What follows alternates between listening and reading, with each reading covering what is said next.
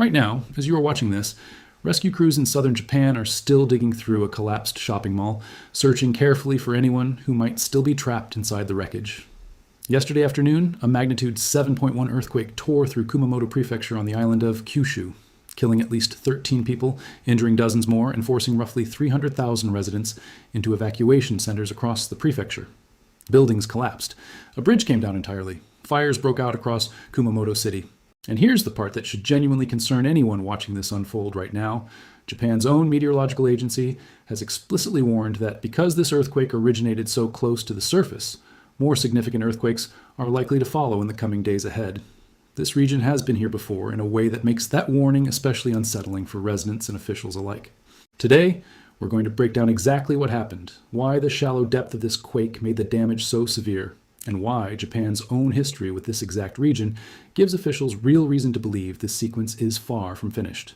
If you want to stay on top of this as it develops throughout the coming days, subscribe and turn on notifications, because we're covering this breaking disaster as new information comes in from officials on the ground. Let's get into it. The earthquake struck at 4:27 p.m. local time on Tuesday, July the 28th, originating in Kumamoto Prefecture on Japan's southern island of Kyushu. The Japan Meteorological Agency measured it at a preliminary magnitude of 7.1, while the U.S. Geological Survey, using a different calculation method, placed it at 6.8. Both agencies agree the earthquake occurred at a depth of just over 6 miles, genuinely shallow by seismological standards. The JMA rated the shaking at 7, the absolute highest level on Japan's Shindo intensity scale, a measure specifically designed to capture how violently the ground actually moves at the surface itself, rather than the earthquake's raw energy release. The human toll has continued climbing throughout the crisis. Japanese Prime Minister Sanae Takaichi confirmed that 13 people have been found dead, with many others injured or still missing as rescue operations continued through the night. At least 50 people were taken to hospitals, and rescue teams pulled at least 6 additional people from the wreckage in the hours immediately following the quake, though their conditions remain unknown. The most urgent ongoing rescue effort is centered on the Aeon Mall shopping center in Kashima Town, where part of the structure collapsed, trapping an unknown number of people inside at the time this video was being made. Search and rescue teams from multiple prefectures are converging on the site to assist local crews. The physical destruction extends well beyond that one mall, spreading across multiple towns and cities throughout the prefecture. Numerous houses collapsed across the region, trapping residents inside. A section of the Kyushu Expressway sustained visible structural damage. A bridge collapsed in Yatsushiro. A smokestack at Nippon Paper Industries, Yatsushiro Mill, came down entirely. Fires broke out and spread through parts of Kumamoto City, with fire crews still working to contain them as this video was produced. Kyushu Electric Power reported that more than 45,000 households and facilities across the Kumamoto region lost power in the immediate aftermath. Kumamoto Airport suspended all flight operations shortly after the quake struck. Beyond the direct shaking damage, the earthquake triggered a genuine tsunami advisory for the Ariake and Yatsushiro seas, with Prime Minister Takaichi warning of potential waves of about 1 meter, just over 3 feet, in the immediate aftermath. Officials urged residents across the affected coastline to stay away from the ocean and the shoreline entirely while that advisory remained active. That advisory has since been lifted, but the scale of the human response it triggered was substantial in the meantime. Japanese officials instructed roughly 300,000 people across Kumamoto Prefecture to seek shelter at designated evacuation centers, a mobilization reflecting both the tsunami risk and the broader damage already unfolding across the region. Nuclear safety officials moved quickly as well. Japan's Nuclear Regulation Authority confirmed no abnormalities at nearby nuclear facilities in Ikata, Genkai, and Satsuma Sendai City. Kyushu Electric Power separately confirmed that 3 nuclear reactors operating in the region at the time of the quake continued functioning normally throughout the event. A critical piece of reassurance for a country that remains acutely aware of the connection between major earthquakes and nuclear facility safety. Compounding the crisis further, Japan has been experiencing a severe heat wave in recent days, with temperatures reaching as high as 104 degrees Fahrenheit, according to NHK. Prime Minister Takaichi specifically flagged concerns about heat-related emergencies among the displaced population.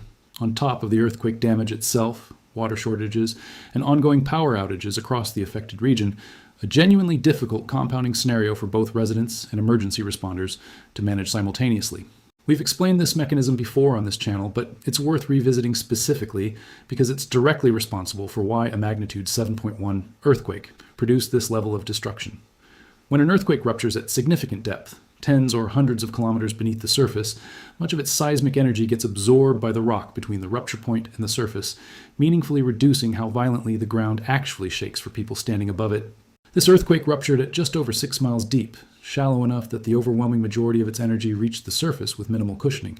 That's precisely why the JMA rated the shaking at Shindo 7, its maximum category, despite the earthquake's moderate by global standards magnitude of 7.1. A Japanese seismologist explained the underlying logic directly in the aftermath.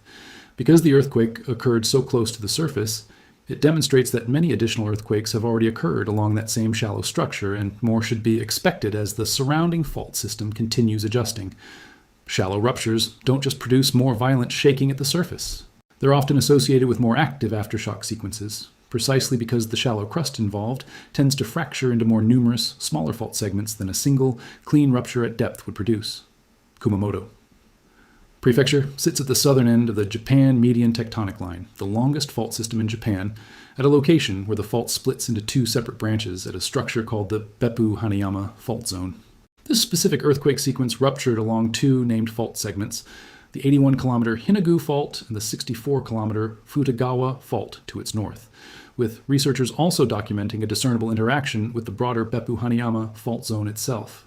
A 27-kilometer section of the Futagawa Fault specifically slid roughly 3.5 meters during this event, a substantial amount of displacement for a single earthquake sequence. Geologists tracking the sequence have also noted something worth understanding about how it's been unfolding spatially. The earthquakes associated with this event are occurring along a geological structure called the Beppu-Shimabara Graben, and the epicenters of individual events within the broader sequence have been migrating from west to east over time, rather than remaining fixed at a single point. That kind of spatial migration is exactly the pattern seismologists watch closely, because it can indicate stress transferring progressively along a connected fault system rather than a single, isolated rupture that's now fully finished releasing its energy. Here's the detail that gives this specific warning real, historically grounded weight rather than generic caution. Kumamoto Prefecture has been through devastating seismic activity before, and the pattern from that previous event is exactly why current warnings about additional significant earthquakes are being taken so seriously by officials and residents alike. In April 2016, the same general region experienced a genuinely unusual and devastating earthquake sequence, one that reshaped how Japanese authorities communicate seismic risk to the public in every major earthquake since. A magnitude 6.2 earthquake struck first, causing significant damage and killing several people, an event serious enough on its own that it would have been the defining disaster of the year in most other countries. Then, less than 48 hours later, an even larger magnitude 7.0 earthquake struck the same area. That event was so severe that seismologists eventually reclassified the first earthquake as a foreshock to the second, larger main shock, rather than the sequence's primary event, upending the conventional assumption that the biggest earthquake in a sequence typically arrives first. That 2016 sequence ultimately killed around 270 people, when related deaths were included, destroyed thousands of buildings across the prefecture, and fundamentally changed how the Japan Meteorological Agency communicates aftershock risk to the public going forward. This was precisely because the traditional assumption that the largest earthquake in a sequence comes first turned out to be tragically wrong in this specific case. That's precisely why JMA's current warning carries such weight, and why it should not be dismissed as routine, boilerplate caution issued after every significant earthquake, regardless of context. When officials say more earthquakes are likely following yesterday's magnitude 7.1 event, they're speaking from direct, painful institutional memory of what happened the last time this exact region experienced a major earthquake, a scenario where the initial large quake was not, in fact, the biggest event in the sequence that ultimately unfolded. Since 2016, JMA has specifically revised its public messaging to avoid characterizing any earthquake as definitively the main shock in the immediate aftermath, precisely because doing so in April 2016 may have led some residents to lower their guard just before an even larger earthquake struck. You may have noticed a detail worth explaining. The Japan Meteorological Agency measured this earthquake at magnitude 7.1, while the U.S. Geological Survey measured the same event at 6.8. This isn't an error or a disagreement about the facts on the ground. It reflects a genuine technical difference in how the two agencies calculate magnitude in the first place. The JMA reported what's called a local magnitude, a calculation method developed specifically for Japan's own seismic monitoring network and calibrated to the country's particular geology and instrumentation. USGS, by contrast, reported a moment magnitude, a calculation method that directly measures the physical amount of energy released by the rupture itself, based on the size of the fault area that slipped and how far it moved. Different magnitude calculation methods capture genuinely different characteristics of the same underlying earthquake, and some methods offer practical advantages over others. Faster initial calculation in the minutes immediately following an event, for instance, or more accurate results specifically for very large earthquakes. As USGS itself has noted in explaining events like this one, representing something as physically complex as an earthquake with a single number is always something of a simplification, and it's normal, not alarming, for different monitoring agencies using different methodologies to arrive at slightly different figures for the same event. Both figures describe the same real earthquake event. Neither one is more correct than the other. They're simply measuring somewhat different aspects of the same underlying rupture and its physical characteristics.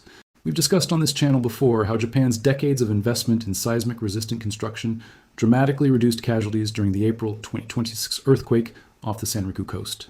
A comparison worth revisiting here. It helps explain both the real damage we're seeing from this Kumamoto earthquake and why the toll, while genuinely tragic, has not reached the scale seen in countries with less developed seismic infrastructure, facing earthquakes of similar size. Japan's modern building code, extensively revised following major earthquakes throughout the 20th century, requires new construction to be engineered specifically to flex and absorb seismic energy rather than rigidly resist it until failure. That standard is a major part of why, even amid the genuine destruction described throughout this video, the majority of Kumamoto's building stock remained standing through Shindo 7 shaking, the maximum level on Japan's intensity scale. The structures that did fail, including sections of the Aeon Mall and numerous older residential homes, are consistent with a pattern seismologists and structural engineers have documented repeatedly in Japan. Older buildings constructed before the country's most significant code revisions, particularly a major update following the 1995 Kobe earthquake, remain disproportionately vulnerable compared to more recently constructed structures engineered to current standards. This is precisely the same dynamic we've described on this channel when comparing earthquake outcomes across different countries. The geology sets the size of the event, but decades of building code decisions determine how much of that energy translates into actual structural failure and human harm. Given this history, here's what's specifically being monitored as this situation continues to unfold. First, whether the pattern of earthquake epicenters continues migrating eastward along the connected fault system, which would suggest the sequence is still actively redistributing stress along additional fault segments rather than settling into a typical decaying aftershock pattern. Second, whether any individual aftershock approaches or exceeds the magnitude of yesterday's initial event, the exact scenario that transformed the 2016 sequence from a serious earthquake into a genuine catastrophe. Third, structural assessments of the region's damaged buildings, bridges, and infrastructure, since structures weakened but not destroyed by the initial shaking, become significantly more vulnerable to collapse during any subsequent, even moderate, aftershock. Japan's extensive earthquake early warning infrastructure remains fully operational throughout this sequence, giving residents in the affected region critical seconds of advance notice before each subsequent significant shake arrives.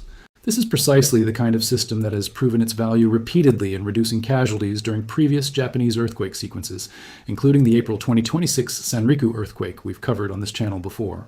That system works by detecting the fast-moving but relatively low-energy P waves a rupture generates first, calculating the earthquake's approximate location and magnitude within seconds, and pushing an alert to phones, television broadcasts, and connected infrastructure before the much more damaging S waves responsible for the majority of structural shaking actually arrive at a given location. During an active aftershock sequence like the one currently unfolding in Kumamoto, this same detection and alerting process runs independently for every subsequent earthquake, meaning residents in the region continue receiving that same critical warning window with each new significant event, not just the initial main shock. Given the documented history of this specific region producing a larger earthquake days after an initial major event, the continued functioning of the early warning system throughout the ongoing sequence represents one of the more genuinely reassuring pieces of infrastructure protecting residents as this situation continues to develop. For residents in the immediate affected area, official guidance remains focused on the fundamentals, staying in or near designated evacuation centers, rather than returning to potentially damaged homes prematurely, remaining alert for continued aftershock activity and following updated guidance regarding the compounding heat risk given the extreme temperatures affecting the region alongside the earthquake damage itself. Power restoration crews are working to reconnect the more than 45,000 affected households, though full restoration timelines remain uncertain given the extent of infrastructure damage across the region. Search and rescue operations at the collapsed Aeon Mall in Kashima Town remain the most urgent active priority as of this video's production, with crews working through the night and into the following day to reach anyone still trapped within the wreckage, using specialized equipment to carefully navigate the collapsed structure without risking further collapse onto both victims and rescue personnel. The broader recovery effort, clearing debris, assessing structural damage across thousands of buildings, and rebuilding critical infrastructure like the damaged expressway section and the collapsed bridge in Yatsushiro, will likely extend over a considerably longer timeline, following the same general pattern Japan has unfortunately had to manage repeatedly across previous major earthquake events. A magnitude 7.1 earthquake, striking at a dangerously shallow depth, has already killed at least 13 people, trapped others beneath a collapsed shopping mall, and displaced roughly 300,000 residents across southern Japan. That alone would be a significant disaster deserving close attention. The fact that the toll has not climbed higher, given the intensity of shaking recorded at the maximum level of Japan's Shindo scale, is itself a testament to decades of infrastructure investment described earlier in this video, even as that same fact offers little comfort to the families of those already confirmed dead, or to the people still unaccounted for as rescue crews continue their search through the night. What makes this specific situation genuinely more concerning is the region's own painful history. Kumamoto has already shown within the last decade that the first major earthquake in a sequence is not always the largest, and Japan's own Meteorological Agency is now explicitly warning residents not to assume the danger has passed simply because the initial shaking has stopped. Rescue crews are still searching through rubble as this video is being made.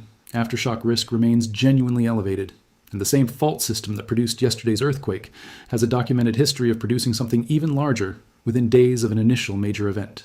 We'll keep tracking this disaster closely as new information comes in, every update on the search and rescue effort, every new aftershock, and any further guidance from Japanese officials.